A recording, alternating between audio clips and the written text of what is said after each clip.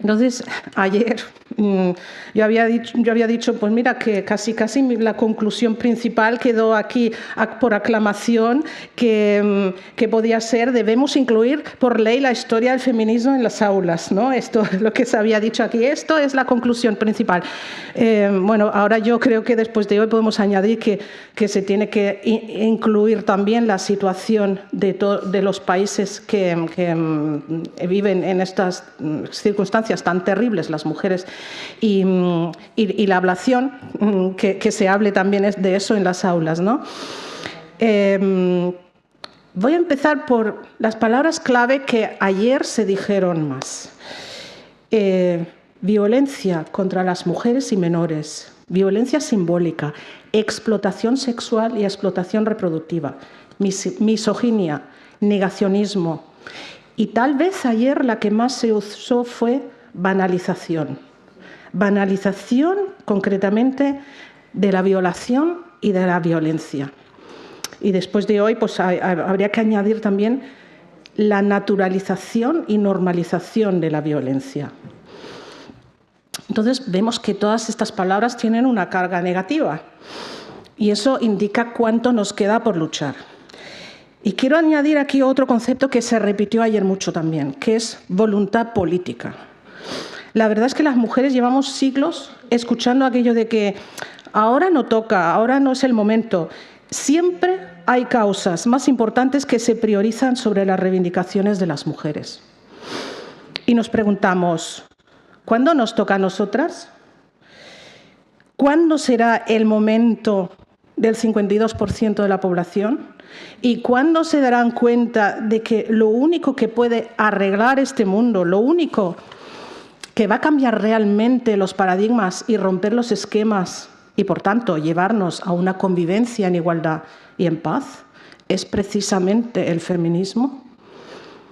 Y lo único que conseguirá que se nos considere plenamente humanas, que eso es un concepto difícil de entender para algunos, pero iguales en derechos y oportunidades, es la coeducación, en igualdad y libre de estereotipos sexistas. Pero vamos por partes, por mesas. En la primera mesa, Laurence Rossignol y María Durán nos hablaron de la prostitución, de la abolición de la prostitución como el único camino. Laurence Rossignol nos explicó cómo se llegó a la aprobación de la ley abolicionista en Francia en 2016, una ley que se basa en la premisa de que mientras un hombre pueda comprar el cuerpo de una mujer, no puede haber igualdad. Y María Durán nos habló del estudio del 2020 en el que queda evidente que las mujeres prostituidas viven un auténtico horror. Ambas estuvieron de acuerdo en una serie de afirmaciones que bien pueden constituir un argumentario contra el falso relato del empoderamiento y de la libertad que tenemos las mujeres para vender nuestros cuerpos, ¿no? No habrá igualdad entre mujeres y hombres mientras haya un cupo de mujeres cuyo destino principal será la satisfacción sexual de los varones que las consideran no como personas, sino como objetos. Esto es una frase que repite mucho Nostra María, como dice. Constituye un déficit democrático que, por necesidades económicas, una mujer tenga que consentir que múltiples hombres la violen y la humillen en su dignidad como persona. Abolir la prostitución es un deber del Estado basado en los artículos 9.2, 10 y 15 de la Constitución española. Y hay una clara relación entre trata, explotación sexual y prostitución. El trauma, repite María mucho también, de las mujeres en situación de prostitución es tan grave que perdura durante toda su vida. La gran mayoría de las mujeres en situación de prostitución no tienen libertad para dejar esa situación. Los proxenetas matan su esperanza de poder salir de esa situación y cuando no hay esperanza, la esclavitud se normaliza. Hay que implicar más a la justicia y a la policía, pero muchas veces alegan que hay causas más importantes que la lucha contra la prostitución. Tengo una serie de puntos más, pero como ya hemos perdido un poquito de tiempo, voy a recortar, pero sí quiero decir esa frase que ayer repetimos muchísimas aquí, ¿verdad? Que sin abolición de la prostitución, la igualdad es un espejismo. En la segunda mesa, que iba sobre los vientres y la venta de óvulos, Alicia Mieres empezó por explicar por qué la agenda queer incluye todas las formas de explotación de la mujer. La Q+ es la exaltación del individualismo, muchas veces agresivo e insolidario. Las identidades no normativas llevan a cabo prácticas no normativas y el estatus de identidad no normativa se adquiere ejerciendo esas prácticas. También nos encontramos con el neolenguaje, puesto que se habla de trabajadoras sexuales, de padres de intención, de trabajo reproductivo, de régimen gestocéntrico de la filiación.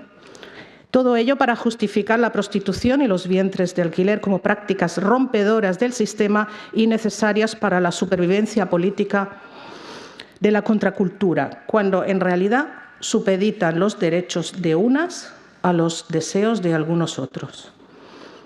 Altamira Gonzalo, por su parte, explicó con toda claridad en qué consiste la explotación reproductiva llamada vientres de alquiler. Se trata de violencia sobre la mujer, explotación de su capacidad reproductiva.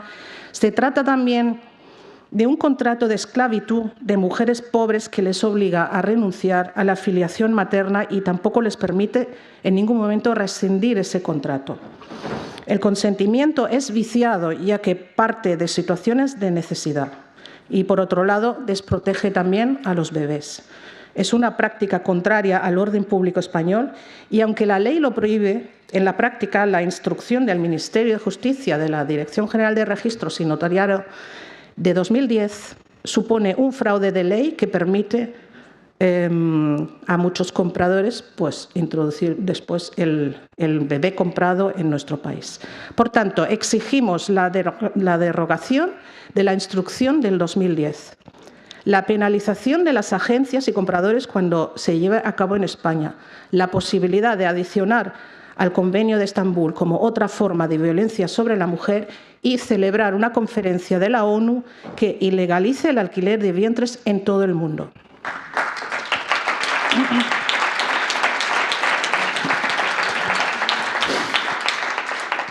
Finalmente, en esa mesa, Enriqueta Barranco habló de la deshumanización que supone la venta de óvulos, en la que se rompe la vinculación madre-hijo y que es un negocio millonario en el que se captan a jóvenes con el cuento de la solidaridad de la donación y a las que tampoco se le explican bien los riesgos que puede tener la hormonación y todo el proceso tan invasivo al que deben someterse y que este proceso puede tener sobre su salud física o mental.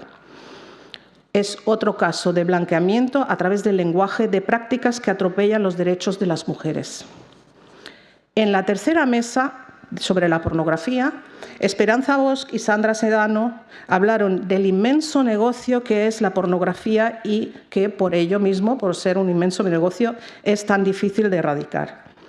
Cuenta con mecanismos para captar adeptos y por eso se les pone tan fácil el acceso a los menores para que queden enganchados. El porno es una escuela de sexualidad en la que aprenden que ellos dominan y ellas deben complacerles. Para ellos, los estereotipos masculinos y femeninos pueden resultar muy atractivos, ya que les proporcionan unos privilegios. Y ellas se convierten en satélites del deseo masculino e interiorizan el rol de sumisión y una enorme hipersexualización. Y de ahí el salto a la prostitución, que fue el tema de la ponencia, es muy fácil. El salto a la prostitución es muy fácil. Aquí encontramos entre los hombres una enorme falta de empatía, viendo a las mujeres una vez más como meros objetos y privándolas de su humanidad. Contribuyen a todo ello la cultura de la imagen, de nuevo la hipersexualización, la falacia del lenguaje, como cuando pretenden que nos empodera mucho llamarnos zorras o perras o potros salvajes.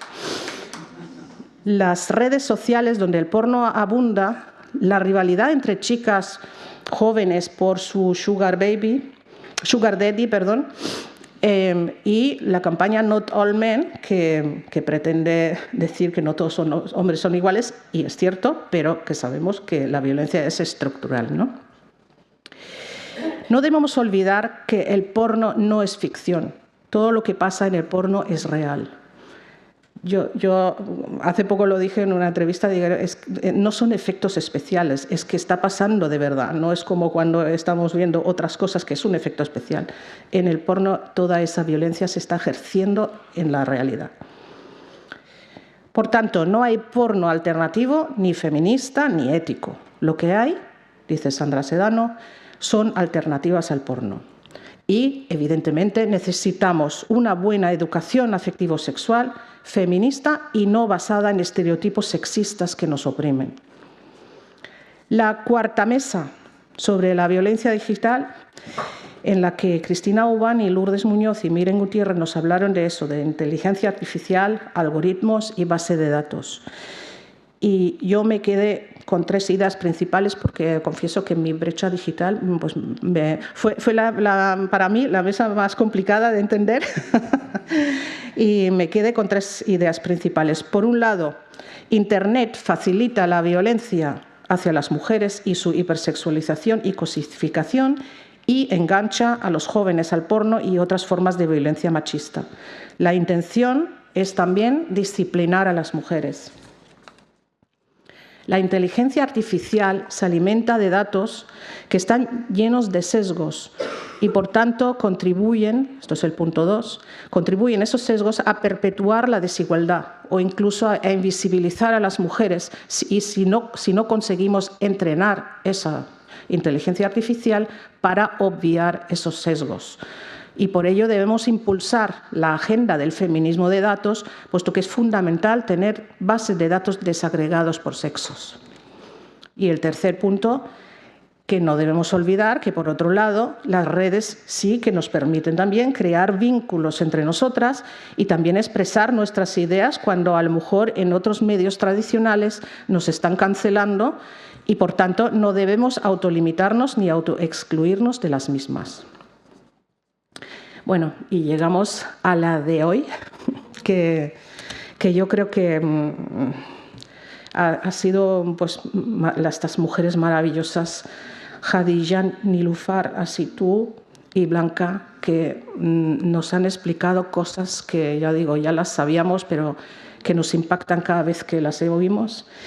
No creo que tenga que repetir, ni creo que pueda, todas las formas de horror que están viviendo las mujeres en estos países.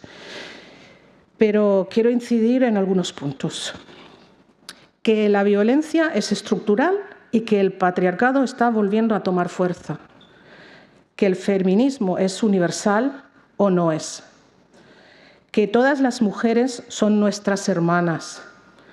Me gustó mucho el símil de la matrioska, porque debemos prestar nuestro apoyo total y absoluto, ya que todas estamos juntas en nuestra lucha por los derechos humanos, por vivir libres y seguras. Y me permitiréis un inciso sobre la valentía. Aquí hemos hablado alguna vez sobre valentía y vosotras me entendéis. Estas mujeres y todas las que viven en los países totalitarios nos dan una auténtica lección de valentía. Perdona.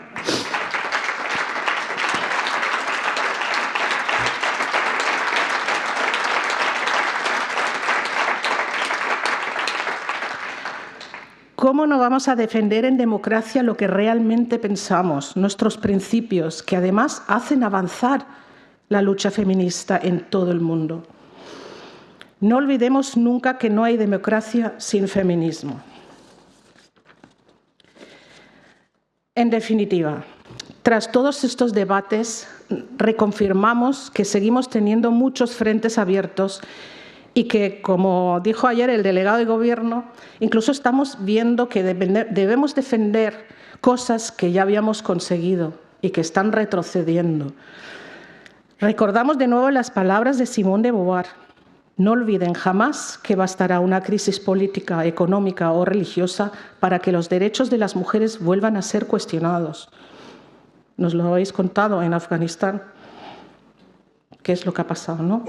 Estos derechos nunca se dan por adquiridos, deben permanecer vigilantes toda la vida. El patriarcado, como todos los sistemas, se defiende de los cambios y el feminismo había conseguido grandes avances en las últimas décadas.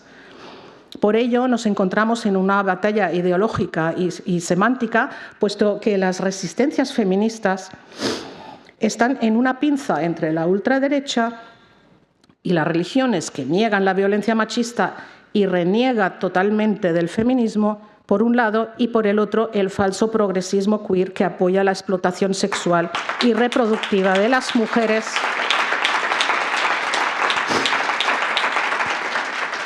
y quiere convertir estereotipos sexistas que nos oprimen en una identidad, y que esto es un caballo de Troya que nos han infiltrado en el feminismo. Tenemos que seguir haciendo mucha pedagogía para conseguir cambiar las mentalidades y que nos acepten como plenamente humanas, compañeras iguales en derechos y oportunidades, porque solo se desprecia y se maltrata aquello que se considera inferior.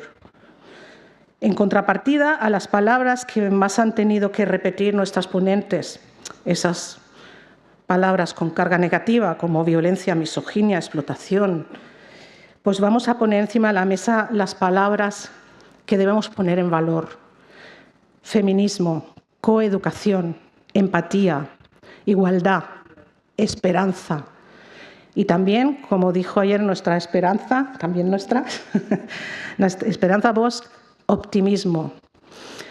Con ese optimismo tenemos que encarar el futuro, pero lo tenemos que hacer no solo con voluntad política, sino con acciones concretas y contundentes. Las mujeres de FEMES reafirmamos nuestro compromiso en la reivindicación constante y el seguimiento de estas conclusiones de esta jornada. Y nos vemos en nuestro próximo congreso. Muchas gracias.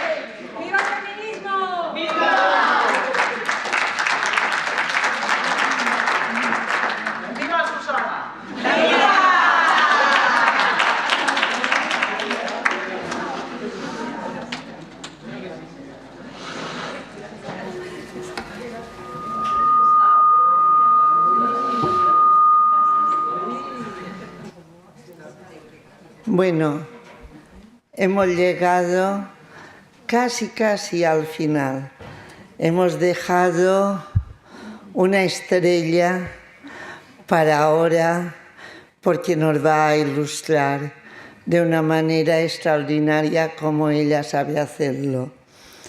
Amelia Valcárcel Bernaldo de Quirós, sabia, filósofa, pensadora, escritora, activista, catedrática de Filosofía Moral y Política de la Universidad de Oviedo, patrona del Museo del Prado, consejera de Estado del 2006 al 2023. Pertenece a la generación de mujeres que ellas se autodenominaban las rebeldes. Impulsora con otras socialistas de los cambios legislativos de los años 80. Premio Medalla de Asturias, Premio de las Letras de Asturias, Premio de Mujeres Progresistas, doctora honoris causa por la Universidad de Valencia, por la Universidad de Veracruz de México y por la Universidad de León de México. Autora de muchos libros, Todas la conocéis. Yo voy a referirme a tres que me han impactado en mi vida. La civilización feminista reciente, que aprendí muchísimo, feminismo en el mundo global y sexo y filosofía, un poco posterior, pero no por ello menos actual. A las feministas socialistas, Amelia Valcárcel nos ha regalado presidir nuestra asociación y compartir su sabiduría en la defensa y estrategias para hacer efectiva la agenda feminista.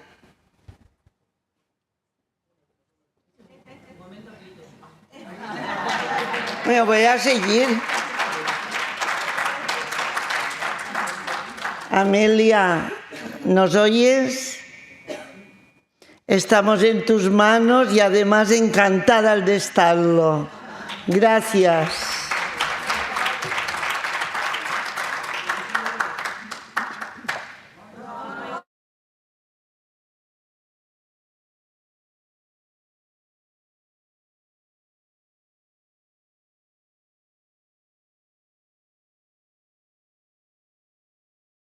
¿Me estáis viendo?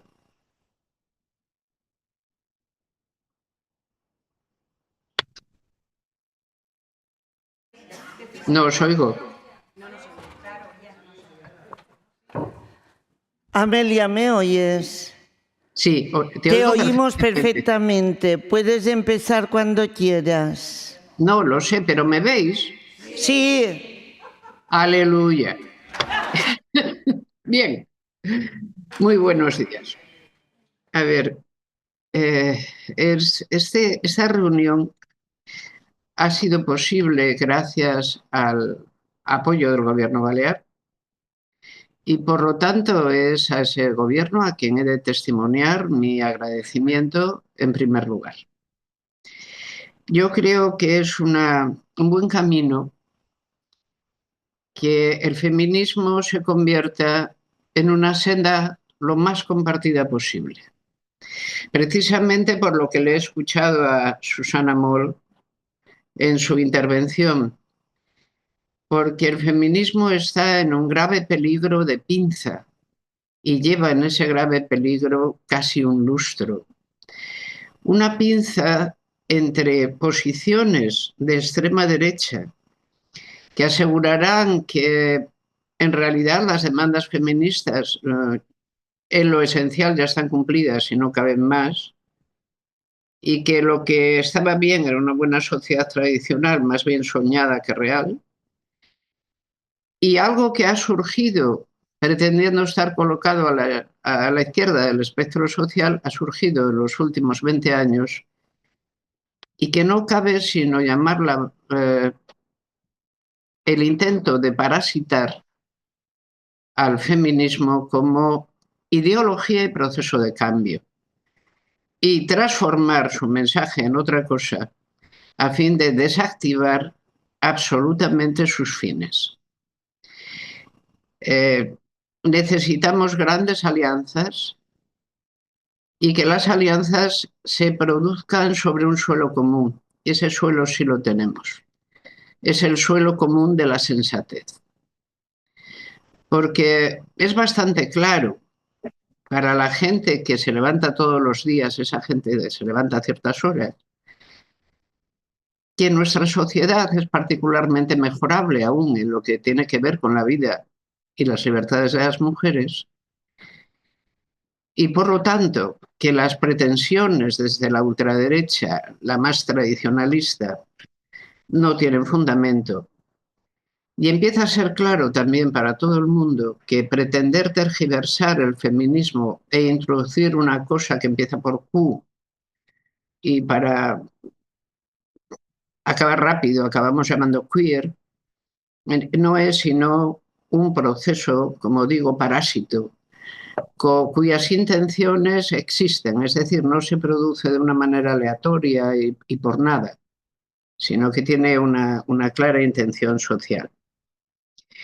Yo quiero hoy, aprovechando que tenemos este rato, primero explicar que seré breve, porque Se llevan 2 días de trabajo prácticamente y aquí, después de este agradecimiento primero, el segundo agradecimiento y más cálido ha de ser a las personas que estáis ahí. Que estáis ahí, os habéis pasado estas jornadas de trabajo y estáis haciendo toda esta intendencia necesaria, estáis haciendo las conclusiones, estáis haciendo las grabaciones que permitirán que esto sea reproducido en lugares y medios a los que sin todos estos enormes avances no podríamos llegar, no podríamos llegar con facilidad. El feminismo tiene un gran aliado en los nuevos medios. Pueden funcionar contra él, pero también pueden funcionar a favor. Esta segunda parte es la que nos importa. Y yo lo único que quiero es situar el feminismo en perspectiva. Si es que soy capaz de hacerlo. El asunto es, quiero enumerar en qué debates el feminismo se ha visto implicado en los últimos tiempos y por qué se ha implicado en ellos, para de ello sacar una perspectiva de qué es lo que tenemos enfrente y qué es lo que previsiblemente podemos lograr y qué es lo que previsiblemente se nos puede resistir más. El feminismo se ha implicado en los últimos tiempos en el debate del multiculturalismo, se implicó al par en el debate del biologismo y actualmente está implicado en el debate queer. Al menos existen estos 3 debates y cada uno de ellos sigue abierto en algún lugar del mundo. Es decir, lo que ocurre con el feminismo es que se puede dar un debate por cerrado, pero siempre se puede reabrir en alguna parte, porque la condición de las mujeres dista de ser homogénea y sobre todo dista de ser segura.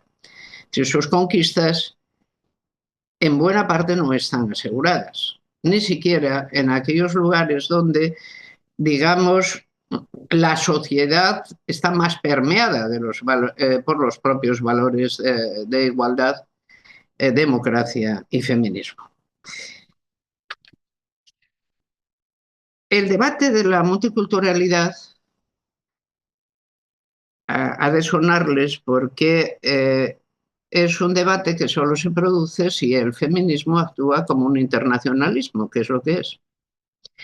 Si el feminismo se piensa a sí mismo como un émic occidental, esto es, nosotros somos parte de la sociedad occidental que ha tenido esta manera de evolucionar hacia ciertas posiciones y acabar admitiendo como verdades reguladoras que las mujeres y los varones, después de todo, puede que valgan aproximadamente lo mismo y que esto tenga unas ciertas consecuencias prácticas, no todas las que puede tener, pero unas cuantas. Si estamos en esa posición, siempre se puede decir, bueno, pero esto es un émic, solo ocurre en Occidente, se parará aquí y no hay por qué exportarlo. Es decir, el feminismo, ¿por qué ha de ser internacionalista? ¿No? Preocupémonos de lo que nos pasa aquí y lo que pase por ahí fuera, pues en realidad no nos concierne. Son otra gente, tienen otras costumbres, hasta puede que adoren otros dioses y tampoco no sabemos todo lo que hacen. No tendría por qué importarnos, no tendría por qué interesarnos. De hecho, esta es una posición bastante más compartida fuera de las fronteras civilizatorias occidentales que dentro. Esto es, la manera de defenderse de la universalidad que el feminismo plantea, es decir, esto es un émic occidental de ellos que no tiene otra intención que fragilizarnos a nosotros. Y por lo tanto, las personas que se apunten al feminismo o que lo defiendan son traidoras culturales, que están haciendo una labor de romper las murallas que, como las leyes, aseguran la libertad de las sociedades. Nos están entregando en manos del enemigo al simplemente querer poner en común ideas que nos son perfectamente ajenas y que además no necesitamos para nada. Las actitudes resistenciales contra el feminismo pueden presentarse a cara desnuda y decir, no nos gusta lo que se dice y haremos todo lo posible para que eso no se encarne en ninguna práctica social reconocible aquí, o puede presentarse esta segunda versión, es eso que presentáis como un avance no es sino la manera malvada en que un tipo civilizatorio que nos es profundamente enemigo pretende destruirnos desde dentro. Y vosotras, fundamentalmente, y alguno que haya por ahí y que os siga la corriente, sois un enemigo, una quinta columna dentro de la salud espiritual y material de una sociedad que no es que se resista al cambio, no, es que no tiene por qué aceptar el cambio. El debate del multiculturalismo es un debate muy desagradable. El feminismo se mete en él, se mete pronto. En los años 60, 70 ya está bastante introducido. Y en realidad adviene de la práctica de una gran feminista, que es Eleanor Roosevelt. Si Eleanor Roosevelt no llega a propiciar la existencia de una Declaración Universal de Derechos Humanos, no tendríamos ningún texto compartido al que referirnos para decir que podemos aspirar a una convivencia planetaria fundamentada en valores compartidos. Y cada vez que dices esto, habrá quien diga, no, precisamente ese valor, el que asegura que varones y mujeres valen lo mismo, es uno que no queremos compartir. Porque nos parece mal, definitivamente mal. Además, a nuestros dioses no les gusta. Los dioses son una gente que tiene la manía de tener unos gustos muy estables y suelen coincidir con los gustos que tiene el poder en una determinada sociedad. Susana ha dicho, uno de los procesos por los cuales la dominación de las mujeres se valida es la naturalización. Dice, esto es natural, es así. Y otro es la teologización, si cabe hablar en estos términos. Esto es, lo que ocurre es producto de la propia voluntad divina, ni siquiera es un asunto humano. Está validado divinamente y por lo tanto no se puede cambiar. No, eso permanecerá firme y estable porque las palabras de los dioses no son de hoy ni son de ayer, sino que, parodiando a Antígona, viven en todos los tiempos y nadie sabe cuándo aparecieron. Pues bien, el feminismo se metió de hocicoz en el debate de la multiculturalidad y además se metió muy bien. ¿Por qué? Porque aprovechó toda la gran tradición de las grandes antropólogas del siglo XX para avalarse.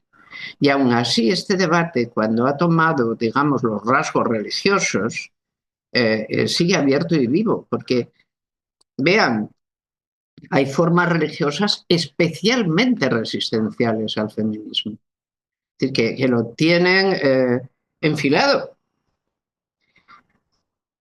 El propio cristianismo en la Iglesia Católica Romana, sin ir más lejos, tiene el feminismo bastante enfilado y aunque el Papa actual dice sentir cierta simpatía por el fenómeno y de vez en cuando incluso ciertos acuerdos de agenda, tiene a veces declaraciones asombrosas sobre que si las faldas, que el feminismo sea como el pantalón a la falda, no sé, son unas comparaciones aristotélicas muy complejas que su santidad hace para explicar por qué, después de todo, no es ningún misterio que no haya sacerdotes en la Iglesia romana y que las mujeres estén allí para limpiar cosas, ¿no? Los poderes religiosos nunca son poderes de vanguardia. Pero no es la cristiana la religión más resistente, ni mucho menos, porque para empezar la religión cristiana ha tenido que medirse en la esfera de lo público en los últimos 200 años con un avanzado proceso de ilustración. Probablemente la religión más resistente a día de hoy contra los avances en libertades de las mujeres sea el islamismo. De hecho, cada vez que un proceso de apertura política se inicia en cualquier país donde la musulmana sea la religión dominante, inmediatamente toda la gente se fija qué va a pasar con las mujeres. ¿Dónde están las mujeres? ¿Qué ocurre con las mujeres? Eso no es casual.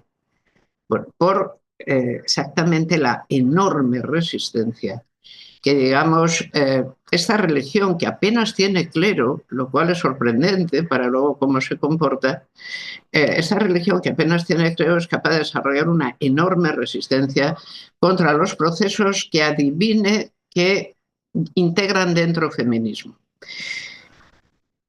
Ha podido resistirse, por ejemplo, al proceso de sanidad feminista que existe en casi todos los países, es decir, a que la salud de las mujeres sea atendida. Pues allá donde en efecto el Estado ha avanzado posiciones, no.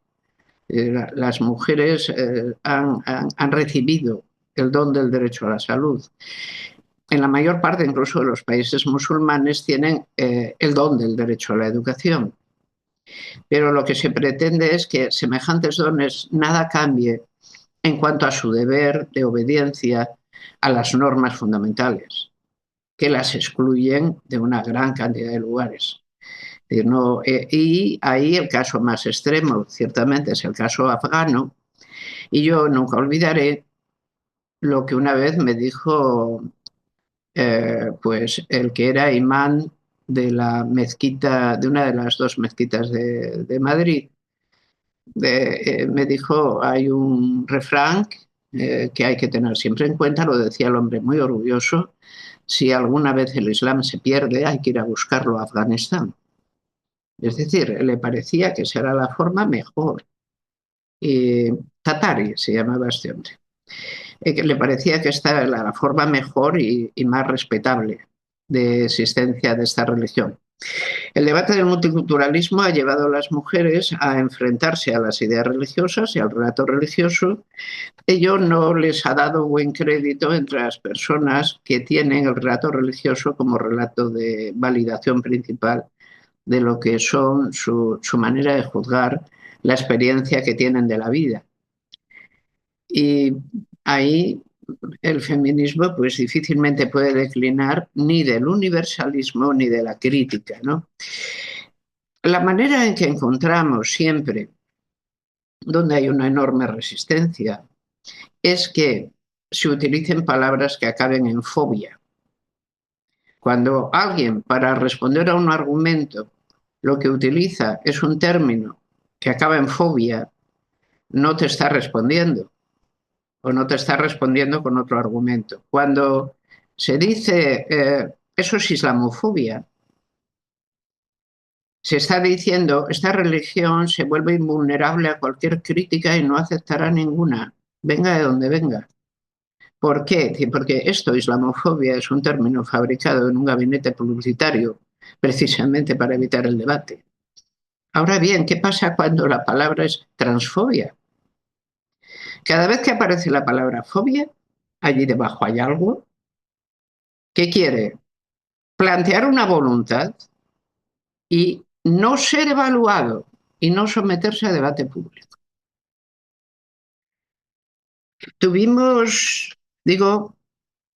Voy a hablar de 3 grandes debates, procuraré ahora ser muy sintética. El feminismo tiene el debate de la multiculturalidad y tiene en los años 70 que afrontar el debate del biologismo.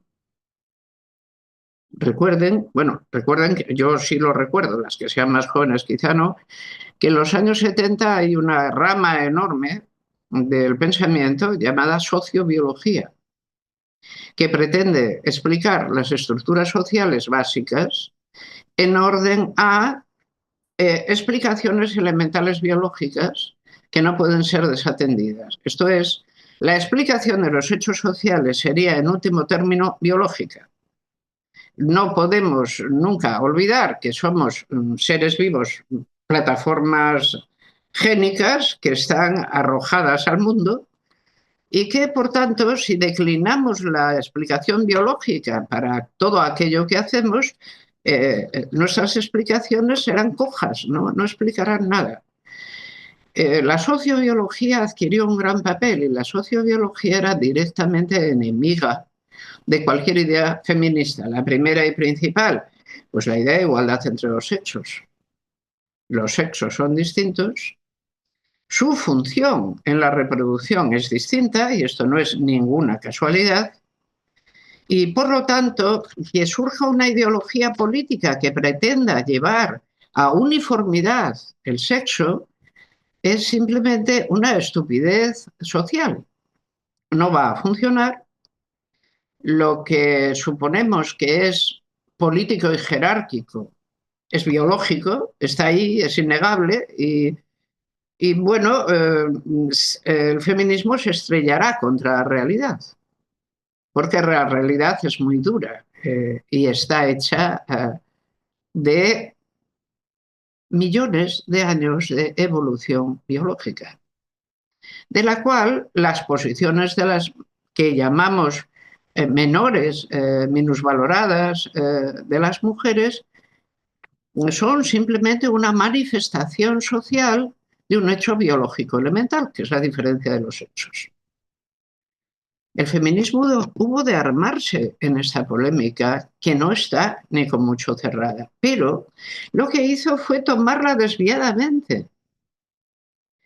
La polémica dentro del feminismo sobre igualdad o diferencia tiene mucho más que ver con la manera de afrontar el biologismo como una explicación capaz de llevar a conclusiones efectivas políticas los dislates que se produzcan en la vida social que con cualquier otra cosa. En la polémica de igualdad-diferencia lo que se ventilaba era si después de todo había en el sexo femenino, en él mismo, un modo diferente de estar en el mundo, de tal forma que las nociones simples de justicia no pudieran abarcarlo. Es decir, que el feminismo no tuviera que funcionar con la noción de justicia. Justicia entre los sexos. Por eso el feminismo llamado de la diferencia en su tiempo adquirió de pronto un crédito asombroso entre todas las personas a las cuales los cambios no les gustaban.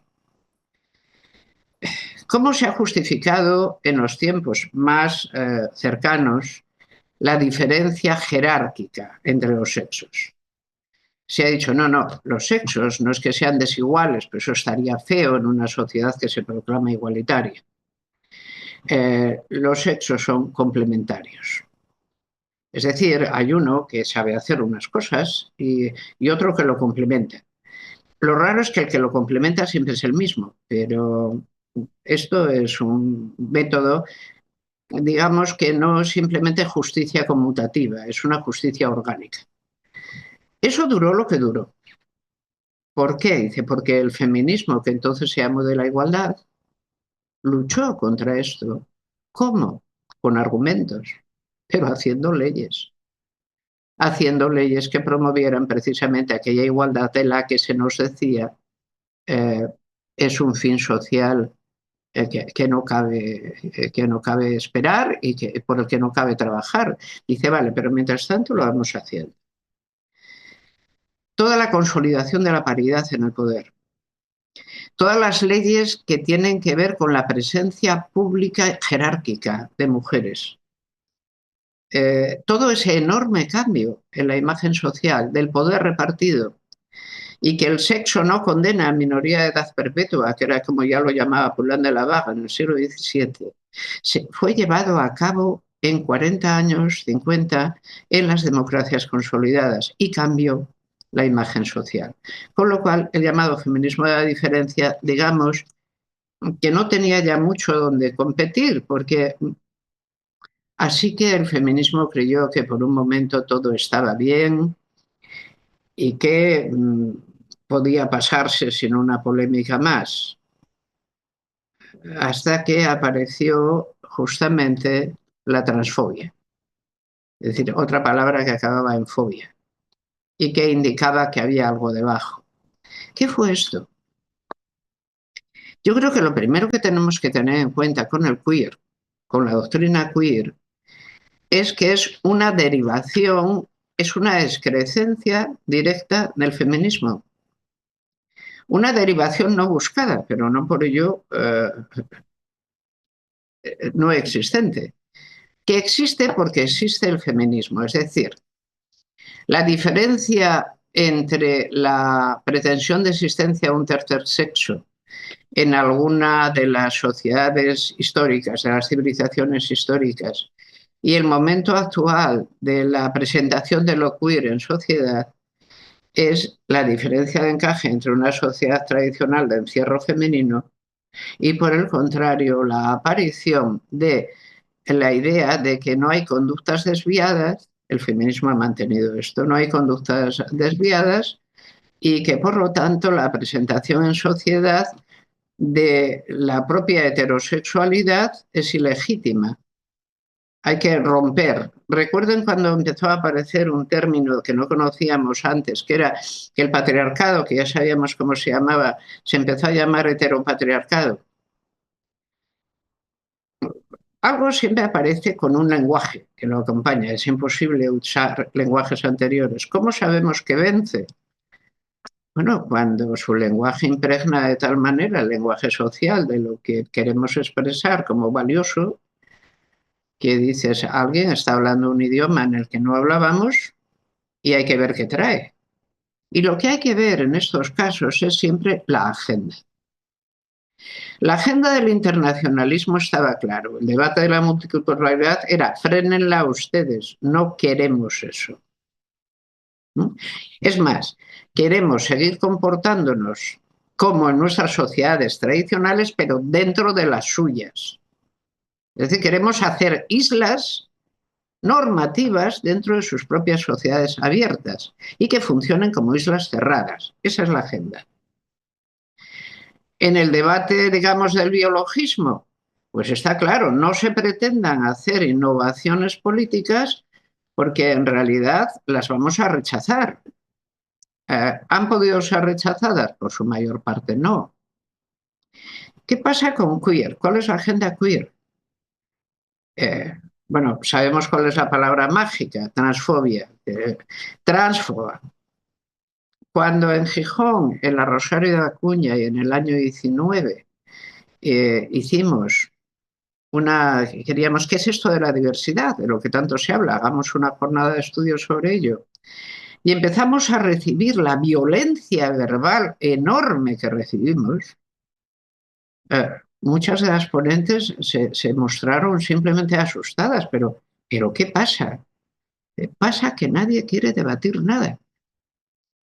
Han tomado precisamente posiciones y ahora se trata de hacer que la sociedad pase por el aro.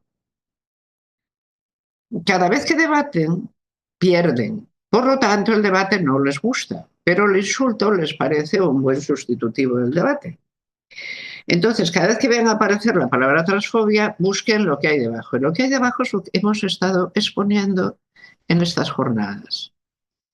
La prostitución es una actividad empoderante, como todo el mundo sabe. De hecho, algunos varones la llevan a término y a ellos no les produce el problema que parecen tener las mujeres.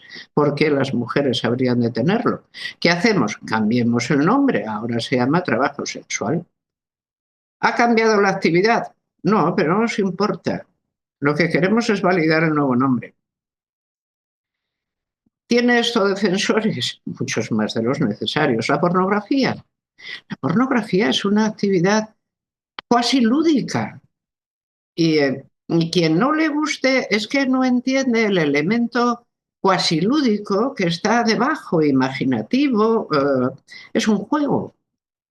Es un juego donde se agrede a mujeres y se las trata como basura. ¿Y qué? Lo erótico es así, es un juego previo a la idea de justicia. No se puede someter a ningún tipo de contrato. ¿Qué pasa? ¿Que no vamos a poder ya divertirnos? Los vientres de alquiler, eso es nuevo. Supongo que os parecerá mal. ¿Por qué? Hay mucha gente que quiere tener hijos y parece que últimamente las mujeres no quieren tener hijos, pero si se les paga, se pueden hacer unas granjas. Mire, el actual vicepresidente, que se dice vicepresidenta de Bélgica, es un conocido señor, ahora señora, que poseía granjas de mujeres en la India. granjas directamente de mujeres en la India para vender criaturas a Occidente. No les extrañará, por lo tanto, que en ese mismo país la prostitución acabe de ser normalizada como un asunto avalado por el Estado, contra todas las declaraciones de los últimos años 40 y 50, que justamente por el impulso feminista enorme posbélico decían no es la prostitución algo que el Estado deba jamás avalar. Al contrario, tiene que suscribir convenios para acabar con la trata y con la prostitución. Y tenemos todos los grandes convenios de los años 50, convertidos en papel mojado.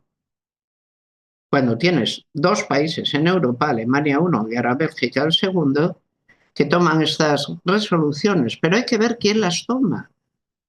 Hay que ver hasta qué punto cierto tipo de caballo de Troya se ha introducido dentro, digamos, del espectro político. En nuestro país es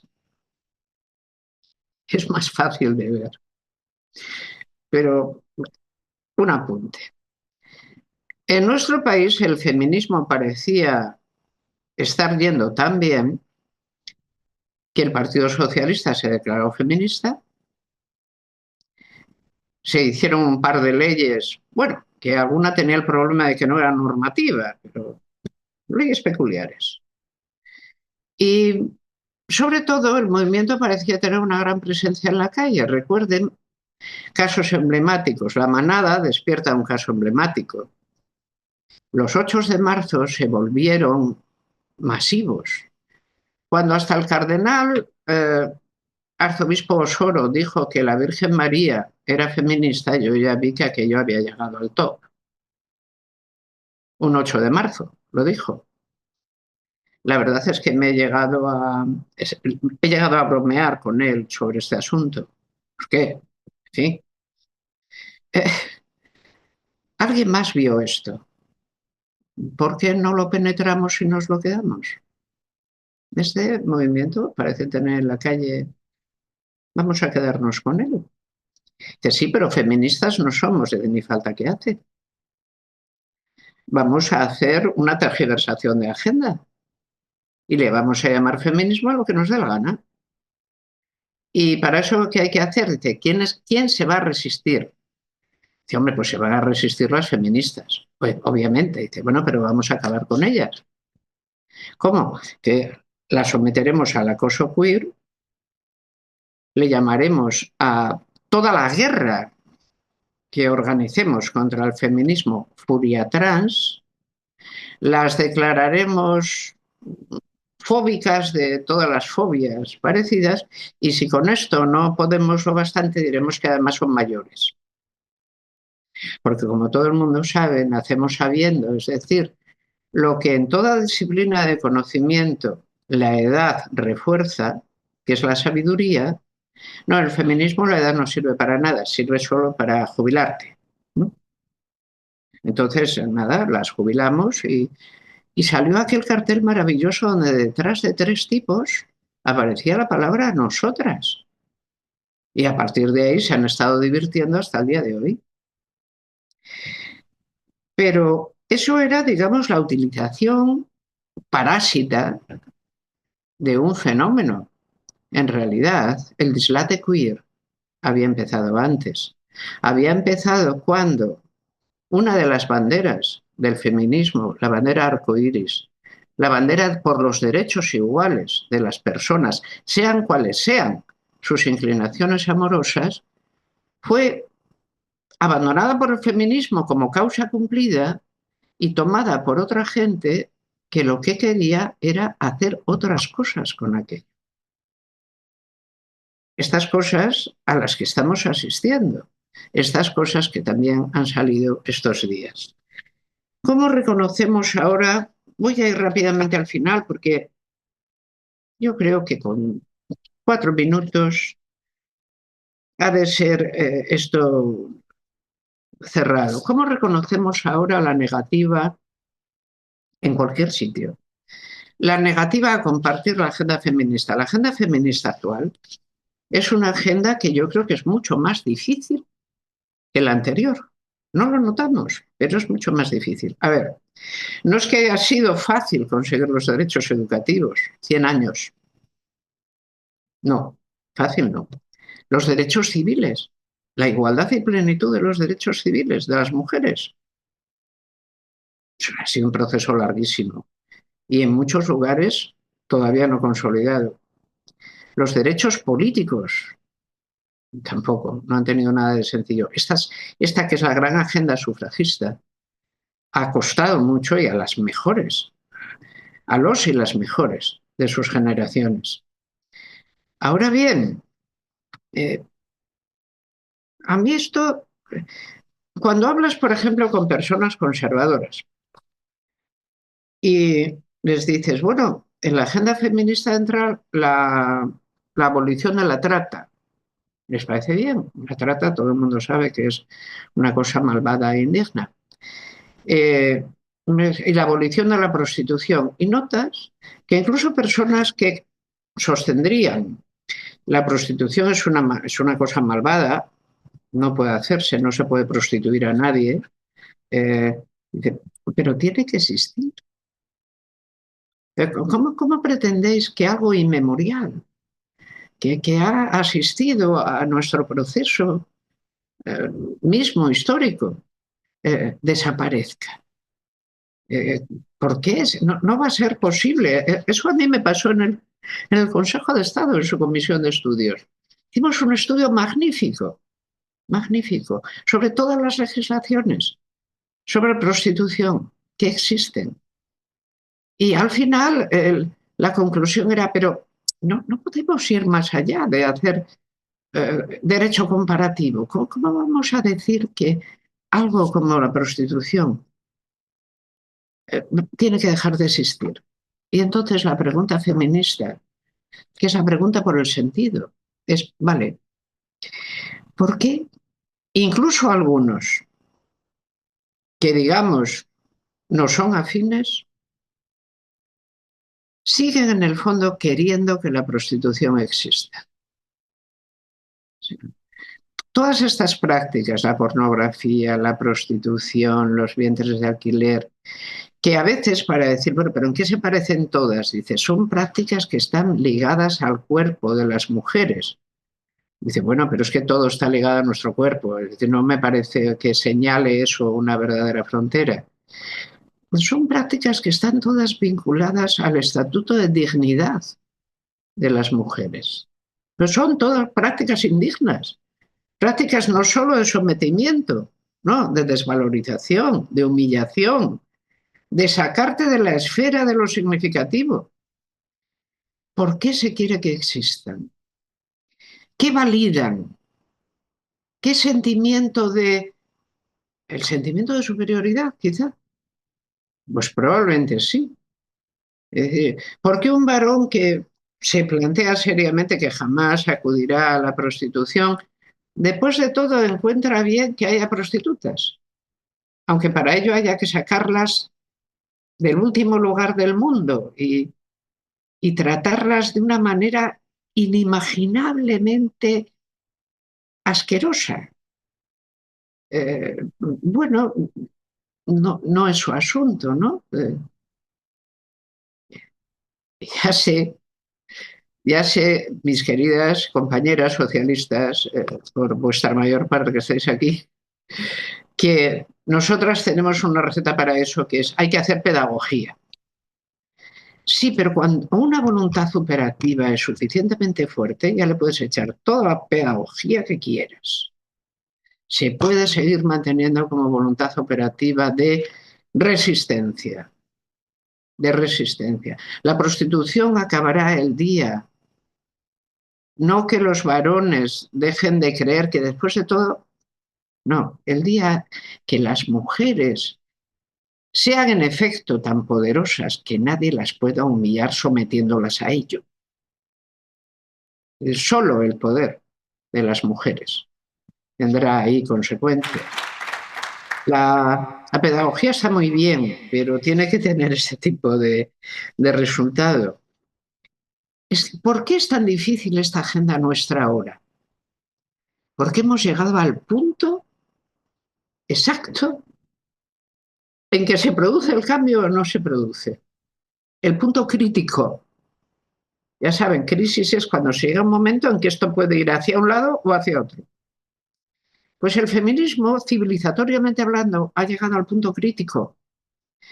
Esto es, vamos a ver, ¿podemos seguir habitando una sociedad que proclama que los sexos son iguales, pero que quiere que la igualdad no tenga consecuencias? ¿Sí o no? El feminismo pretende que la igualdad tenga consecuencias y busca este tipo de consecuencias. Y en algunos sitios las va alcanzando. Tentativamente, como se diga, pero las va alcanzando. ¿Se puede tener una sociedad que se proclame igualitaria y que esto no tenga consecuencias? ¿Cuánto tiempo? ¿Cuánto tiempo aguanta?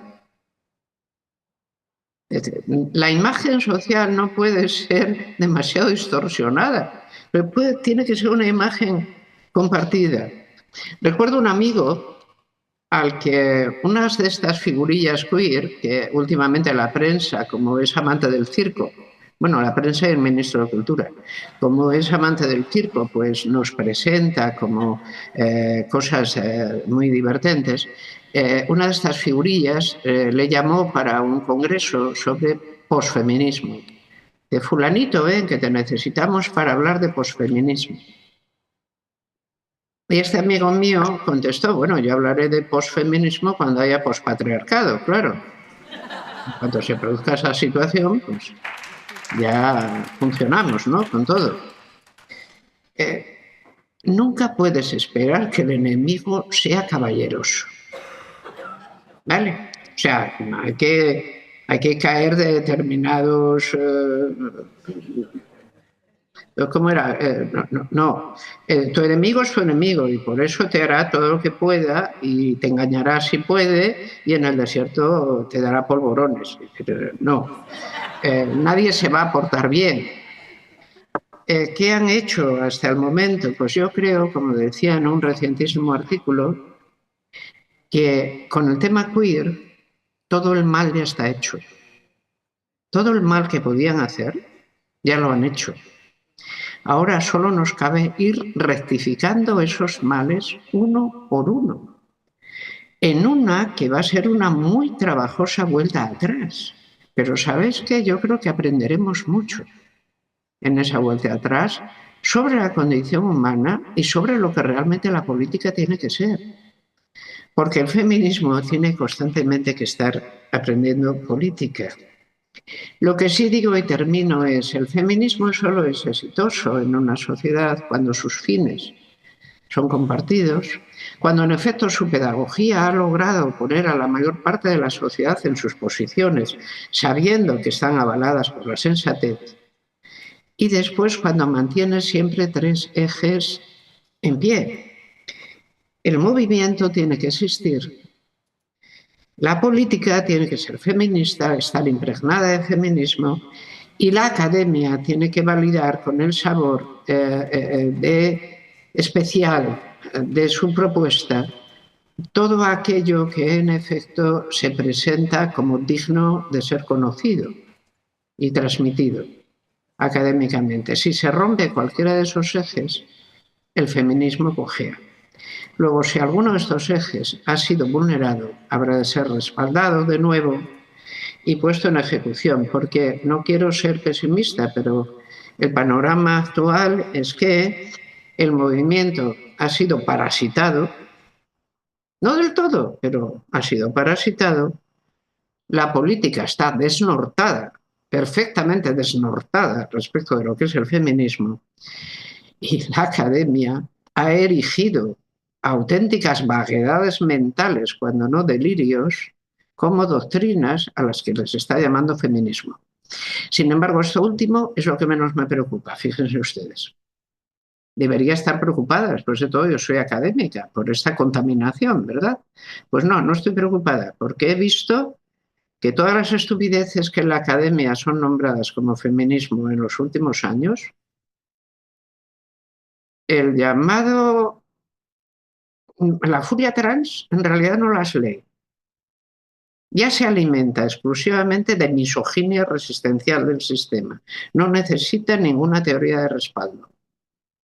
Van solos como un yo-yo. Reproducen los insultos más tradicionales. Vamos, si para resignificar lo que es una mujer hay que alabar una canción que se llama Zorra, no necesitamos ni a Lacan para interpretar lo que está pasando. Es una regresión cateta en toda forma. No nos tiene que dar temor lo que tenemos enfrente, porque es muy malo, es de escasísima calidad. Ahora bien, la voluntad operativa que lo sostiene, esa sigue existiendo. Y es la voluntad de que en un momento crítico no demos el paso hacia una sociedad civilizatoriamente feminista, una verdadera sociedad feminista, que ese es el momento en que estamos habitando y que es el que tenemos que cumplir. Y por mi parte me ha encantado poder estar aquí, os he seguido todo el rato y he aprendido muchísimo. Os doy un abrazo enorme que me encantaría daros en persona.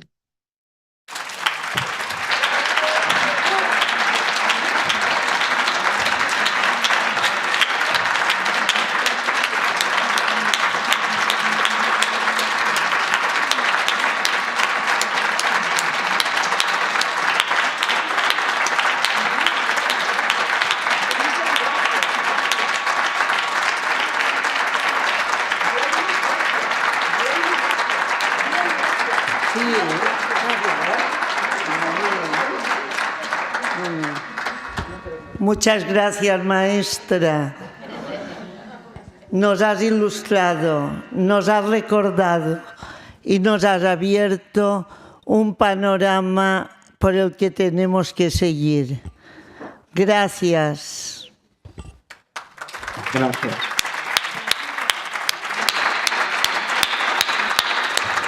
No sé si se me oye, pero si se me oyera, gracias a vosotras, porque sois las mejores compañeras que se pueden tener.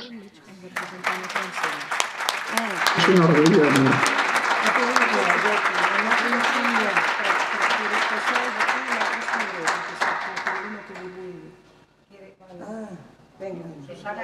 Un enorme abrazo y nos vemos constantemente.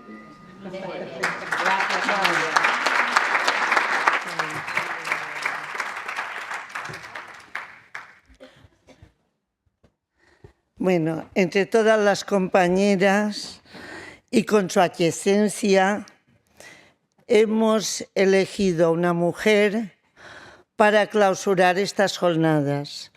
Una mujer que fue presidenta de esta comunidad autónoma 8 años, 2 legislaturas, y que su agenda política feminista consistía en combatir la violencia de género, poner medios para que las mujeres pudieran recuperarse, promocionar y establecer mecanismos de coeducación en todos los centros públicos, empoderar a las mujeres o contribuir a empoderar a las mujeres en el ámbito de la economía y, por último, abolir la prostitución.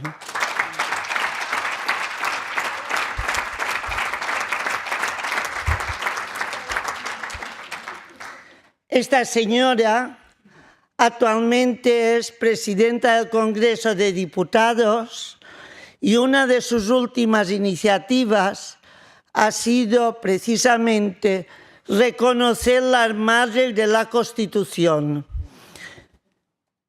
Por último, esta señora es la secretaria general del Partido Socialista, donde las FEMES de Baleares militamos.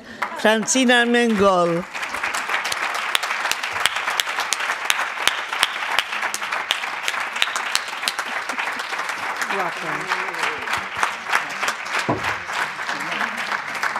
Muchas gracias. Buen día a todos y a todas, muy buenos días. Muchísimas gracias por invitarme a hacer la clausura. Yo voy a ser breve porque sé que venís de 2 jornadas muy intensas, de muchísimo trabajo, que sin duda nos ayuda a mejorarnos personalmente y a mejorarnos colectivamente, pero no puedo por más que daros mi agradecimiento más sincero, primero por organizar este congreso tan necesario, el segundo a nivel nacional, gracias a FEMES por existir, gracias a FEMES Baleares porque en fin son unas mujeres maravillosas y magníficas, ya sabéis, ya las conocéis perfectamente, y si yo pude hacer algo como presidenta del Gobierno de las Illes Baleares es porque tuve a estas mujeres al lado, acompañándome, dirigiendo y ayudándome, porque si no, una sola no somos nada, y eso siempre lo he tenido clarísimo.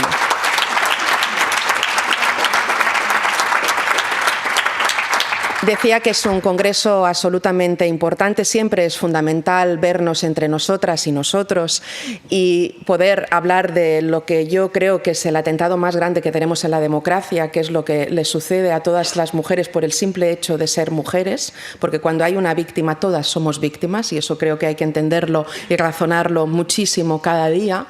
Por tanto, es fundamental que hablemos de eso, que es uno de los problemas más graves que tiene nuestra democracia y que no cesa y que tiene una raíz fundamental en la desigualdad estructural que vivimos por temas culturales, por temas educativos, por temas muy complejos que creo que habéis analizado arduamente, no solo en estas jornadas, sino durante toda nuestra vida de resistencia política en el feminismo, ¿no? Y todo lo que nos queda por luchar. Sabéis que yo siempre intento ser muy positiva y ver la parte del vaso medio lleno. Y es verdad que hemos avanzado mucho, y es verdad que nuestro movimiento es imparable, y es verdad que la revolución feminista es la mejor de toda la historia, no solo de nuestro país, sino de todo el mundo, la revolución pacífica que más cambios ha podido hacer para garantizar igualdad entre hombres y mujeres, entre toda nuestra sociedad. Pero también es verdad que en ese vaso medio lleno, por tanto, ¿qué quiere decir? Hemos trabajado bien juntas, estamos trabajando bien, estamos logrando muchísimas cosas, pero quedan muchísimas cosas por lograr. Y eso también es cierto. En mi experiencia política pues me he dado mucha cuenta de todo ello, ¿no? Y por tanto, siempre que tenemos oportunidad hay que tomar decisiones valientes y no hay que ponerse de perfil. Hay que ver los problemas y buscar soluciones. Y creo que esa es una de las mensajes que yo os quería lanzar. Y tenemos que exigir a las administraciones, a todas, gobierne quien gobierne, que tomen esas decisiones. Porque efectivamente necesitamos seguir cambiando muchas cosas. Nosotros en estos 8 años que gobernamos aquí en la Comunidad Autónoma de las Islas Baleares, pues bien, es verdad, pusimos adelante iniciativas valientes, la Ley de Igualdad, donde por primera vez el impago de las pensiones se consideraba violencia machista, el hecho de que todas las mujeres víctimas de violencia machista tienen un año de trabajo asegurado en la administración pública, el pacto contra las violencias machistas en toda su generalidad. El primer plan contra la trata autonómico fue en esta comunidad autónoma. Es verdad que nos falta seguir avanzando y cuando viene la derecha luego muchas cosas se paran. Eso también desgraciadamente es así, pero tenemos que estar para reivindicar. Y yo soy consciente que nos faltaba muchísimo más por trabajar. Obviamente mejoramos todas las condiciones de la prevención y de la atención a una mujer víctima y algo que ha citado María y que yo creo que es absolutamente fundamental, porque yo creo que la educación es lo único que nos salva como sociedad en todos los términos, los agentes de coeducación en cada una de las escuelas públicas de nuestra comunidad autónoma. Eso implica luego una red de trabajo absolutamente esencial. Pero es verdad que queda mucho por trabajar. Ahora, en mi oportunidad de estar como presidenta del Congreso de los Diputados, de este año y poco que llevo de presidenta en el Congreso, pues me fijé en algunas cuestiones que son básicas, pero que a veces dices, bueno, ¿cómo es posible, no? Cuando entras y dices, de todos los personajes ilustres que han pasado en la historia democrática de España, ni una mujer, ni un cuadro de mujer en todo el Congreso de los Diputados, bueno, dices, ¿cómo es posible? Pues bueno, ahora hemos acordado en la mesa que pondremos la foto de Clara Campoamor, nos hemos puesto de acuerdo en eso, hay muchas más mujeres, pero esa ya está aprobada para poderla visibilizar, porque cuando nos invisibilizan nos destrozan, porque parece que nuestra historia no ha existido, que no somos parte de los grandes cambios y sin nosotras no sería el mundo igual, sin ninguna duda. Y ahora pudimos poner la placa, como recordaba María también, de las mujeres constituyentes, porque claro, siempre son los 7 padres de la Constitución, como si las mujeres no hubieran existido. Y es verdad que había 637 hombres y 27 mujeres. Es verdad, éramos poquitas, pero las que eran lucharon como jabatas y consiguieron cosas muy difíciles de poder plantearnos, ¿no? Por tanto, hay que seguir avanzando. Cada una en nuestro espacio tiene que seguir luchando y avanzando en la posibilidad y en la lucha por la igualdad de oportunidades entre unas y entre otras, pero sin duda el problema más grave que tenemos es la violencia machista. También desde que soy presidenta hemos instaurado el tema de que cada vez que hay una mujer víctima de violencia machista, asesinada, hacemos un minuto de silencio. Y os digo con muchísima tristeza que casi no hay ninguna semana que no hagamos un minuto de silencio cuando empezamos el pleno esta semana por una compañera conciudadana de Mallorca, María del Rosario, que fue asesinada delante de su hija. O sea, la situación es absolutamente dramática. Y hemos tomado muchas iniciativas, que muchas funcionan y algunas tenemos que repensar. Ahora en el Congreso de los Diputados se está trabajando el Pacto contra la Violencia de Género. Hemos hecho una prórroga para que lo puedan tener terminado antes del 31 de marzo de 2025. Sé que los grupos están trabajando intensamente y yo espero esa capacidad de buscar equilibrios y buscar soluciones, porque es verdad que es una situación absolutamente lamentable en España y en todo el mundo. Sé que habéis analizado también la dureza de otros países y yo quiero referirme a ello para terminar. Nuestra lucha diaria a favor de la igualdad de oportunidades, a favor de erradicar esa situación de violencia que vivimos las mujeres, de las violencias machistas, de la violencia digital, en la red digital que es durísima, de la violencia vicaria, de las violencias que viven muchísimas mujeres y que son, en fin, al final tienes peores condiciones simplemente por el hecho de ser mujer, la prostitución, sin ninguna duda, los vientres de alquiler, sin ninguna duda, todo eso que al final hace de nuestro cuerpo un negocio y por tanto no nos trata como seres humanos, ¿no? Por tanto hay que seguir en ello y no hay que olvidar que no... Y eso yo también es el mensaje que intenté dar el Día de las Madres Constituyentes y en algunas intervenciones que he podido tener estos últimos días. No hay que olvidar que todo lo que trabajamos, todo lo que luchamos, todos los derechos que conseguimos no son estáticos. No quiere decir que sean imperdurables en el tiempo. Hay que lucharlos cada día.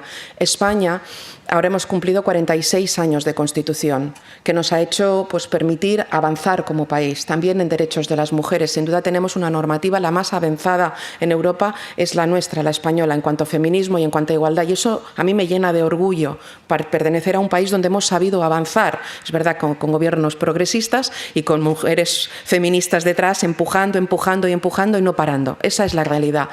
Ahora bien, eso no quiere decir que sea el estado normal en nuestro país. Es un estado, son 46 años, es muy poco tiempo que hemos tenido esta situación de democracia y de avances en cuanto a la igualdad entre unos y entre otras. Por tanto, hay que seguir luchándolo, no lo demos todo por hecho, porque muchos derechos se revierten según en qué gobiernos o en qué sociedades te toca vivir. No basta mirar a Estados Unidos y ver la situación, por ejemplo, del derecho al aborto, ¿no? Hay muchas cosas que podríamos analizar. Bien, por tanto, luchemos cada día por lo que tenemos y luchemos cada día por avanzar en más derechos, que es lo que se merece nuestra sociedad y, sobre todo, en base a la erradicación de la violencia machista. Y no olvidemos lo que pasa a nuestro lado. Y creo que eso también es importante explicarlo. A muy pocos kilómetros de aquí, en Afganistán, la situación que tienen las mujeres son más duras que, en fin, lo que nadie hubiera podido, yo ni siquiera pensar que en este momento estemos viviendo en esta situación, que se las prohíba educarse, formarse, que se las prohíba hablar, cantar, que tengan que... Esto es absolutamente inenarrable. Y hay que ser valientes y que los gobiernos tienen que tomar decisiones y evidentemente tenemos que estar en la lucha por todas las mujeres. Y termino con esto, que es lo que quería enlazar mi intervención y no sé si lo he conseguido o no. Yo pienso que una sola no somos nada, que todas nos movemos si somos conscientes de que un ataque a una es un ataque a todas y es un ataque a toda la sociedad. Entre nosotras existen vínculos invisibles que nos conectan, que nos hacen avanzar, que no importa hablarnos, que nos entendemos, que sabemos por lo que luchamos, que sabemos que en nuestra lucha está la verdad y está el defender un mundo mejor y pensar no solo y agradecer infinitamente a todas las que nos precedieron. En esta sala veo las que a mí me enseñaron lo que es el feminismo, Teresa Riera, Cris Ferrer, Rosa María Alberdi, bueno, en fin, son ellas, porque ellas estuvieron, yo pude ser, y porque yo estoy, vendrán otras. Esos son los hilos que yo intento explicar. Y no solo nosotras las que nos conocemos y las que nos amamos y las que nos hemos podido pues trasladar esa forma de pensar en el feminismo, ¿no? Sino también las que no conocemos, en las que no sabemos quiénes son, pero que sabemos que viven al otro lado del mar y que nos necesitan y que juntas, si juntamos nuestras fuerzas, pues somos muchísimo más y hacemos avanzar muchísimo más nuestro país. Por tanto, no nos rindamos. Seamos optimistas, hagámoslo con alegría, sigamos en la lucha feminista con alegría, porque esa es una de las características de la lucha feminista, el pacifismo y la alegría, la capacidad de convencer desde la convicción, desde el esfuerzo conjunto. Y yo sé que lo lograremos, que estoy segurísima que podemos lograrlo. Y evidentemente nuestra principal prioridad tiene que ser la erradicación de la violencia machista que sufrimos simplemente por el hecho de ser mujeres. Y eso necesita de muchísima complejidad, como habéis analizado, y yo os quiero terminar dando las gracias por todo lo que hacéis, por todo lo que trabajáis, por todo lo que sentís, por todo lo que empujáis, y seguid empujando fuerte, que cuando empujamos es cuando el mundo se mueve a mejor. Muchas gracias.